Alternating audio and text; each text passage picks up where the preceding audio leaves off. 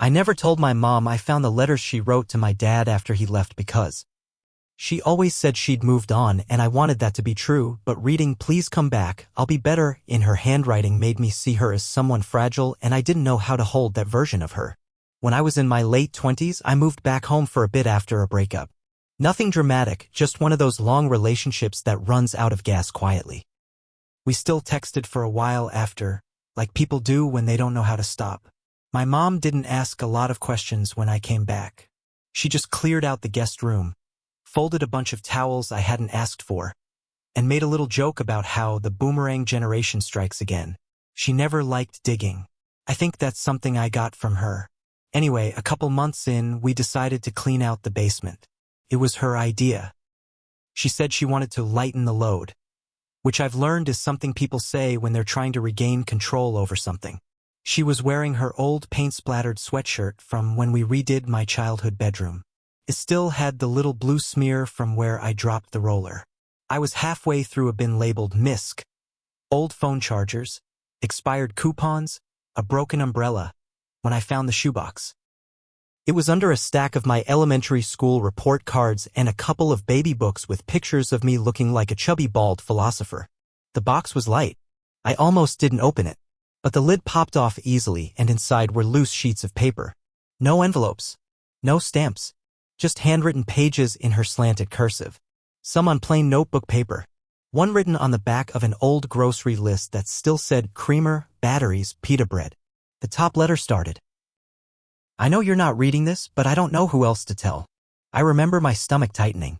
I didn't know who it was for, but the tone, it was her voice, just stripped. Like her skin had been peeled off and this was what was underneath. I read the next line. "You said I never listened. I don't know how true that is, but I hear you now. Every day. And it's awful." And that's when I knew. These were letters to my dad. Written after he left. Letters she never sent. He left when I was 10. One day he was there and then he wasn't. No warning. No drawn-out fights. No, "We'll sit down and talk with you." Just gone. I remember the sound of the front door closing. That's all. First, she told me he was traveling for work. Then it became finding his own space. And then, finally, when I was maybe 13, she just said, "He's not coming back, baby, but we're okay. We're better than okay." She never said a single bad word about him. Never told me he was a coward. Never blamed him for how hard things got afterward. She worked 2 jobs for a while and still managed to show up to every school thing with a bag of fast food and a tired smile. I thought she'd made peace with it. Reading those letters made that story crack down the middle. One said, "Please come back. I'll be better. I'll stop comparing you to who you used to be. I know I do that. I know it hurts you." Another, "I told my son's name you were away on business. I lied. I didn't want him to think you chose to leave us. I guess that lies more for me than him." I sat on the basement floor, just holding them. My throat felt tight, but I couldn't cry. It wasn't sadness exactly. It was like something I didn't have a name for, this crushing awareness that I had misunderstood her. For years. She always seemed so solid. Not cold, just steady. When other moms were breaking down in PTA meetings or crying at school plays, mine was the one with Kleenex in her purse and a joke ready. I didn't see her crack. Not even once. But those letters, that woman was begging. I put them back, carefully, like they might disintegrate if I handled them wrong. I didn't say a word to her that day. We finished going through the bins. She found a sweater she thought she lost and made some comment about miracles in the junk. We ordered pizza that night and watched an old episode of Frasier. She laughed at a line about therapy. I didn't. After that, I couldn't look at her the same way. I kept wondering, what did she mean by "I'll be better"? What was it she thought she did wrong? I've never seen her with another man. Not once. No dates, no flirty conversations, nothing. She always said she wasn't interested. That she liked her own company. That being single doesn't mean being lonely. I believed her. But now I wonder if she was just scared of having to beg again. Or worse, of not being worth begging for. Last year, during a storm, our power went out and we lit candles around the living room. She poured wine and we talked. Somehow we got onto old memories. She told a story about when I was 5 and tried to flush one of Dad's ties down the toilet because I thought it was a snake. She laughed. He thought it was funny, but he still gave me a look like it was my fault. Then she paused. "I always thought he'd come back," she said very softly. "But some people don't come back. And it doesn't mean they hated you. Sometimes they just don't know how to stay." That was the closest she ever came to saying she'd waited, to admitting she never really closed that chapter. I never told her about the letters. Still haven't. I don't think I ever will. Because if I did, I don't know what I'd want from her. An apology? A confession? Some reassurance that she moved on after all? The truth is, I don't want to see her as someone who begged to be loved. I want to keep her the way I always saw her, as strong, calm, in control. Even if it's a lie. But I can't unread that sentence. I'll be better. And I don't think I ever will. After I found the letters, things between us didn't change on the surface, but they changed for me. I started noticing things I hadn't before. Little things, like how she always glanced at her phone during storms. Or how, when a man who looked vaguely like my dad passed us in a store, she'd stare for a second longer than most people would. I don't think she even realized she was doing it. I thought maybe it was just in my head. But then I saw it again. It was early December. We went to the local holiday market downtown, something we hadn't done since I was in high school. She wore her old brown coat and kept tugging the sleeves down like she used to. I remember we were standing in front of a booth selling hand-carved wooden ornaments. A man walked by, tall, same salt and pepper hair, similar coat. She froze. Only for a second. Then she exhaled and said, "Not him." Not he looked familiar. Not thought I recognized someone. Just those two words. Not him. I didn't say anything. I just nodded, pretending I hadn't noticed the crack in her voice. That night, I went down to the basement again. The box was gone. I looked everywhere, under the bins, behind shelves, inside other containers. Nothing. She had moved it. I don't know if she knew I'd read them. I never left anything out of place, never made a sound. But maybe she could tell. Maybe she saw it on my face. Or maybe it was just time. But knowing the box was gone made it worse. Because now I couldn't go back and reread them to make sure I'd remembered them right. I couldn't convince myself it was less than it was. It was real. She begged. She waited. And now she was trying to forget it again, just like I was.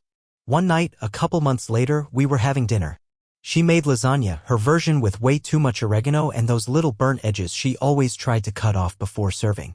I told her it tasted exactly like high school and she smiled. Then she said something that caught me off guard. "You know," she said, taking a sip of her wine, "I used to think loving someone meant being willing to disappear for them. Like, giving up parts of yourself, piece by piece, until they stayed." I looked at her. She wasn't crying. She wasn't even emotional. She said it like she was commenting on the weather. I didn't know what to say. So I just said, "That sounds lonely." She shrugged. It was. That night, I went into the garage after she went to bed. Just sat there in the dark, next to the water heater, thinking about how many things she never told me, about how I only knew this version of her by accident. It made me angry, not at her, at him, for leaving her with that version of love, for letting her believe she had to erase herself to be worth staying for. It also made me angry at myself, because I didn't go to her. I didn't hold her hand and say, "You didn't need to be better. You were enough." I didn't say, "I saw those letters and I wish I hadn't, but now that I have, I just want you to know I see you." I just stayed quiet. Because I didn't know how to carry her pain without rearranging how I saw her. And maybe I was scared that if I admitted I saw her fragile, I wouldn't know how to see her strong again. A few weeks after that dinner, I started going through some of my own things in the attic. I'd been thinking about moving out again, getting back on my feet, maybe even transferring to a different city. The idea of staying felt heavy. While boxing up old clothes and high school yearbooks, I came across a folder I didn't recognize, not mine, not something I remembered seeing before. It was tucked inside a larger plastic container marked seasonal. I almost didn't notice it. It was labeled legal stuff in thick black Sharpie. Inside were old tax papers, my birth certificate, some hospital bills, and at the bottom, a manila envelope that said divorce docs. I don't know why I opened it. Curiosity, I guess. Or something worse. Inside was the paperwork from when my parents legally split. Signed, notarized. Finalized 7 months after he left. But stapled to the back was a small note, not a legal form, not an official record.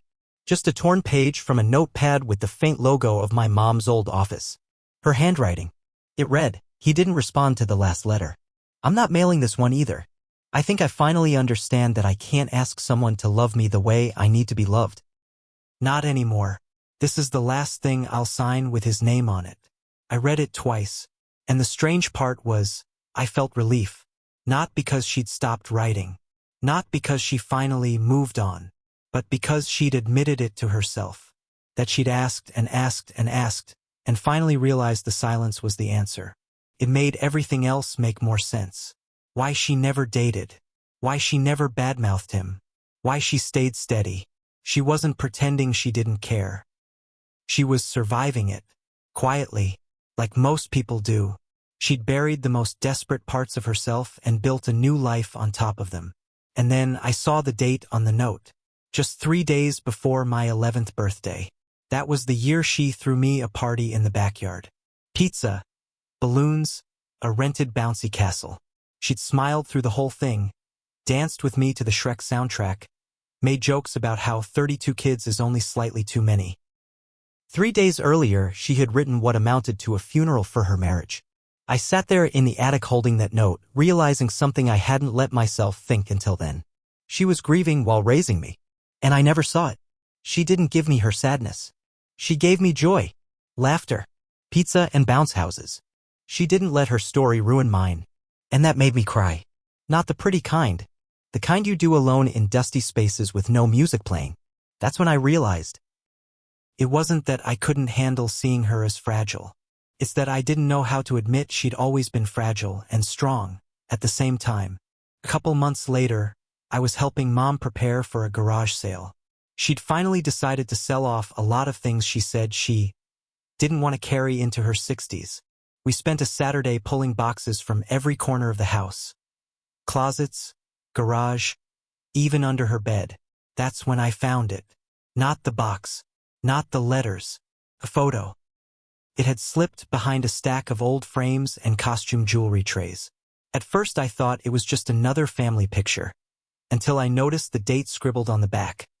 October 2004. The year he left. It was of the two of them. My dad sitting on the edge of the porch. My mom standing behind him, hand on his shoulder. She wasn't smiling. I hadn't seen this picture before. It didn't look posed. It looked like someone had taken it quietly, from across the yard, maybe through a window. Like someone was trying to capture something real. But what made me stop, what made my hands shake, was what was taped to the back. It was a sticky note. 3 words. Her handwriting. "You didn't stay." No signature. No explanation. Just that. I don't know when she wrote it or why she kept it. I don't know if she meant it for herself, for him, or for me, maybe all 3. She came into the room as I was still holding it. I flipped it over fast, stuck it under the pile. She didn't see.